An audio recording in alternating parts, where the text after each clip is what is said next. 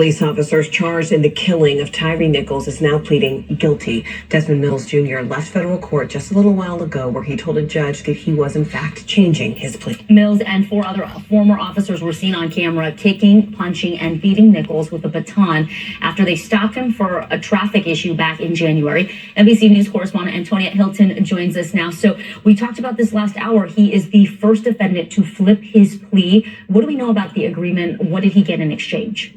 Well, he is pleading guilty, and in exchange, it sounds like the federal government is going to be recommending about 15 years of sentencing. That's still ultimately going to be up to a judge, though.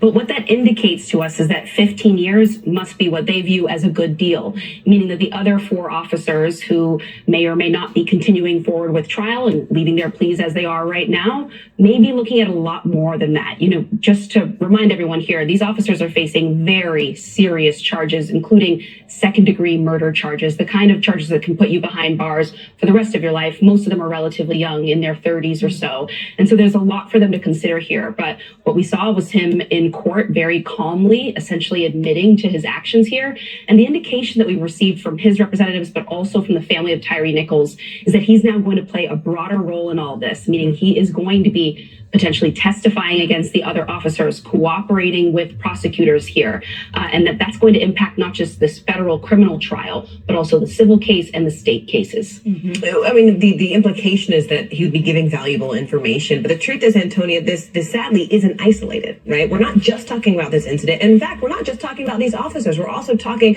about the Memphis Police Department as a whole. What has this sort of told us about that situation, and what changes are they looking to make? Right. Well, there is this big, essentially citywide investigation, the pattern and practices investigation. So it's going to be interesting to see the role that he's going to play. And one of the terms we heard attorney Benjamin Crump use today was domino, that there could be this domino effect here, and he may just be the first domino to fall, which may be an indication of things to come. But this is pretty astounding, to see, first of all, officers held accountable in this way. Often you hear from communities like the one in Memphis that is not how these stories tend to end. But then for him to be on the opposite side of his former colleagues and be prepared to give this kind of information. Take a listen to some of what the family's team shared today at a press conference.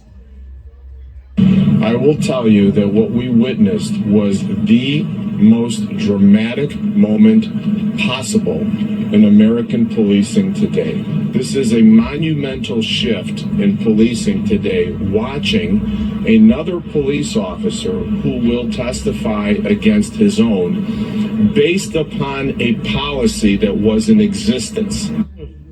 So you hear the reference to policy and the word monumental here, because again, they're hinting at what you just said, Morgan, which is this may end up being much bigger than just these officers here. And what he's prepared to say may implicate more of a culture and sort of practice in the department here, which is a lot of what the family is going for. Their position is it's not just about these 5. There was a culture of rot here, and they want to root it out in the city of Memphis.